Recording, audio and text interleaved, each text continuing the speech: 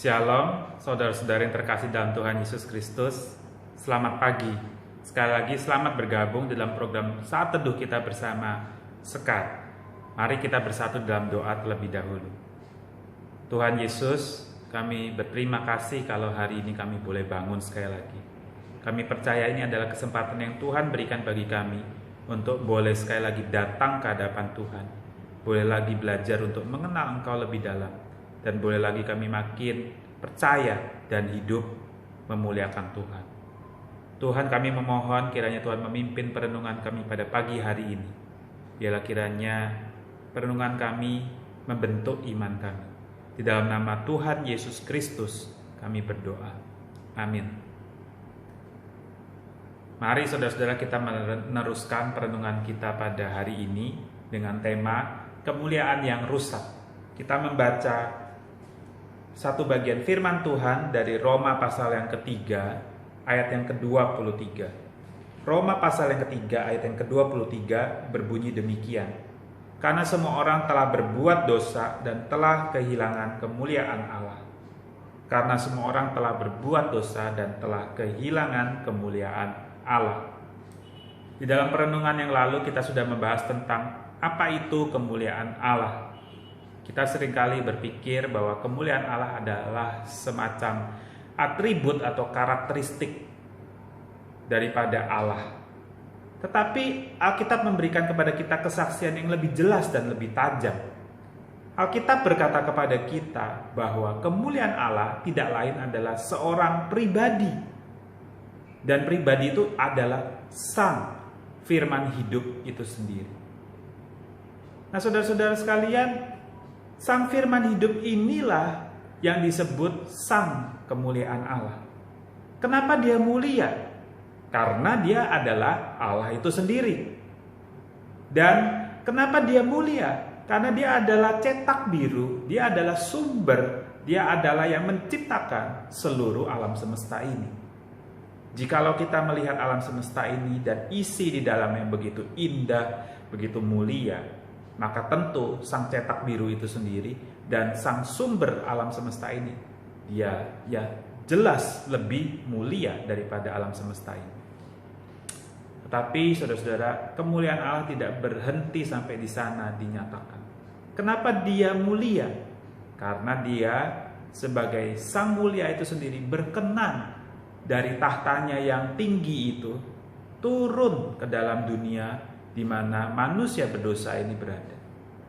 Dia dari tahtanya yang mulia itu berkenan turun ke dalam dunia ini untuk menyelamatkan manusia yang berdosa dan terhilang.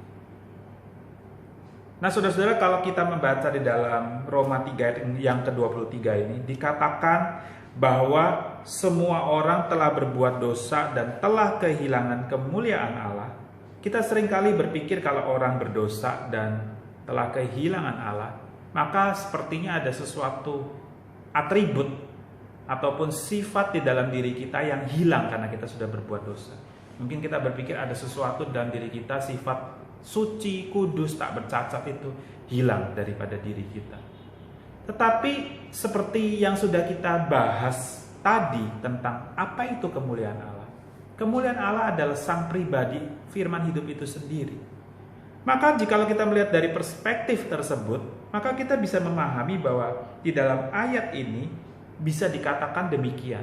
Semua orang telah berbuat dosa dan telah kehilangan sang firman hidup itu sendiri. Kita telah berbuat dosa dan kita telah kehilangan relasi dengan Tuhan. Kita telah kehilangan relasi dengan Kristus. Kita menjadi orang yang terpisah dari dirinya, saudara-saudara. Kita bukan cuma kehilangan atribut, tetapi kita kehilangan relasi dengannya, kita kehilangan dirinya, yang seharusnya bersama-sama dengan kita. Ketika sebuah ciptaan terhilang dari penciptanya, dia mengalami kondisi yang celaka dan juga sia-sia. Mengapa celaka? Karena seperti Alkitab memberikan kesaksian kepada kita, upah dosa ialah maut. Nasib kita orang berdosa adalah kematian. Seperti halnya barang-barang elektronik, kalau dia terlepas dari stop kontaknya, dia pasti akan mati. Handphone secanggih apapun, dengan baterai sekuat apapun, jikalau dia selamanya terlepas dari chargernya, cepat atau lambat, dia pasti akan habis baterainya dan akan mati. Itulah nasib setiap ciptaan yang terlepas dari sumber kehidupannya. Dia akan mati. Tahukah saudara-saudara sekalian bahwa bisa hidup itu adalah bukti kemuliaan Tuhan? Yang mana yang lebih mulia, benda mati atau benda hidup? Pasti kita akan setuju, lebih indah, lebih baik benda hidup daripada benda mati. Kehidupan adalah bukti daripada kemuliaan Tuhan. Tetapi sebagai manusia yang berdosa, kita telah kehilangan kemuliaan Tuhan. Kita sudah terlepas dari sumber kita. Maka cepat atau lambat, kemuliaan Tuhan yang ada di dalam diri kita, termasuk hidup kita, cepat atau lambat pasti akan habis. Kita akan mati. Itulah nasib kita. Tetapi tidak berhenti sampai di sana saja. Ketika sebuah ciptaan terhilang dari penciptanya, maka dia berada dalam kondisi yang sia-sia. Mengapa sia-sia? Karena dia tidak lagi hidup sesuai dengan fungsi dan tujuannya yang semula. Lalu apa fungsi dan tujuan hidup kita yang mula-mula? Hal tersebut diteladankan oleh kehidupan Tuhan Yesus Kristus. Seperti kesaksian murid-murid Tuhan Yesus kepada kita di dalam Yohanes 1 ayat yang ke-14, hidupnya penuh kasih karunia dan kebenaran. Berapa banyak saudara-saudara sekalian di antara kita yang hidupnya penuh kasih karunia dan kebenaran? Sejak manusia pertama jatuh dalam dosa sampai kita pada hari ini, kehidupan kita bukan penuh kasih karunia dan kebenaran, tetapi hidup kita hanya berpusat kepada kasih cinta pada diri sendiri dan kebenaran versi diri kita sendiri. Artinya kita hidup egois. Dan hidup yang egois itu tidak sesuai dengan tujuan dan fungsi kita mula-mula diciptakan Tuhan. Itu sebabnya saudara-saudara sekalian, signifikansi daripada Tuhan Yesus Kristus datang ke dalam dunia, signifikansi tentang Sang Firman hidup itu sendiri turun ke dalam dunia, Sang kemuliaan Allah itu masuk ke dalam dunia adalah untuk menyelesaikan problema kita, supaya kita tidak lagi berada dalam kondisi yang celaka dan juga sia-sia. Jikalau dia tidak datang ke dalam dunia ini, maka nggak tahu bagaimana nasib kita pada hari ini. Seperti halnya sebuah mainan hilang, saudara-saudara sekalian. Kalau mainan hilang, bukan mainannya kemudian yang cari tuannya, tetapi harus tuannya yang cari mainan yang hilang. Kita manusia yang terhilang, bukan kita yang cari Tuhan. Karena dosa-dosa kita justru membawa kita bergerak makin jauh daripada Tuhan. Harus Tuhan kita, pencipta kita, Sang kemuliaan itu sendiri yang membawa kita kembali ke hadapan-Nya. Dan seperti halnya juga mainan. Kalau kita ini mainan yang rusak, maka bukan kita yang memperbaiki diri kita sendiri, tetapi harus Sang Tuannya itu yang datang untuk memperbaiki kita. Itulah diri kita, saudara-saudara sekalian.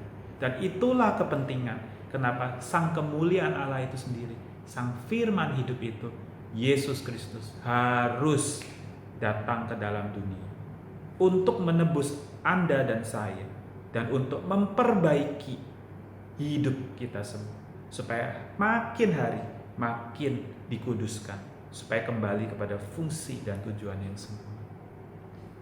Semua orang telah berbuat dosa, dan semua orang telah kehilangan kemuliaan Allah. Tapi syukur kepada Tuhan kita, Tuhan Yesus Kristus. Dia membawa Anda dan saya kembali berada di dalam hadirat-Nya.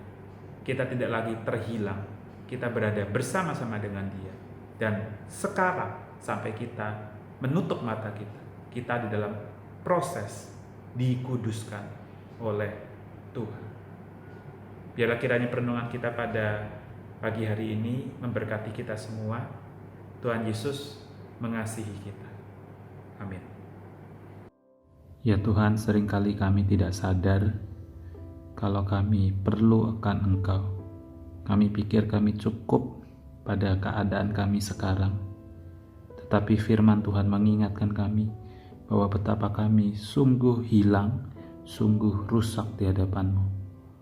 Biarlah kiranya Roh-Mu yang kudus dan firman-Mu yang benar mengubah dan membentuk hidup kami. Terima kasih ya Tuhan, di dalam nama anak-Mu Yesus Kristus kami berdoa. Amin. Mari jemaat kita juga mengambil waktu sejenak untuk berdoa syafaat. Yang pertama, mari kita berdoa bagi diri kita dan juga jemaat di gereja kita. Di tengah-tengah kondisi pandemi yang memburuk, semakin banyak yang sakit dan tertular. Biarlah kiranya Tuhan menambahkan kepada kita iman, pengharapan, dan juga keyakinan bahwa kita dapat melewati semua ini dengan selamat.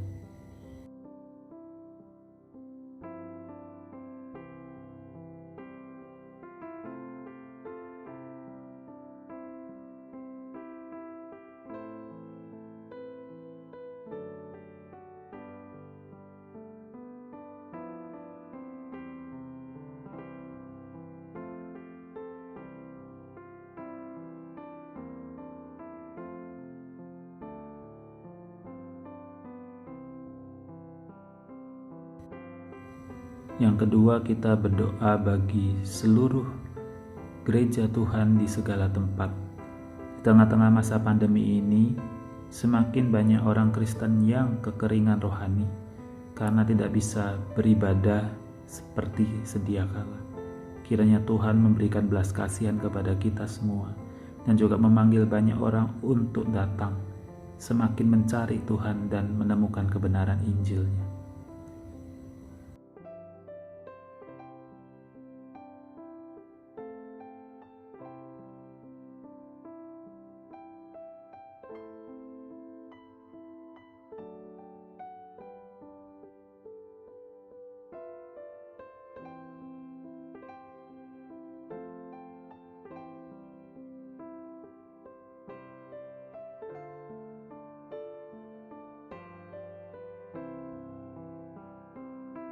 Tuhan, ini doa-doa kami.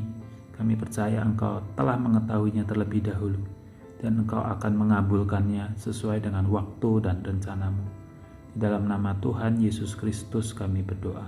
Amin.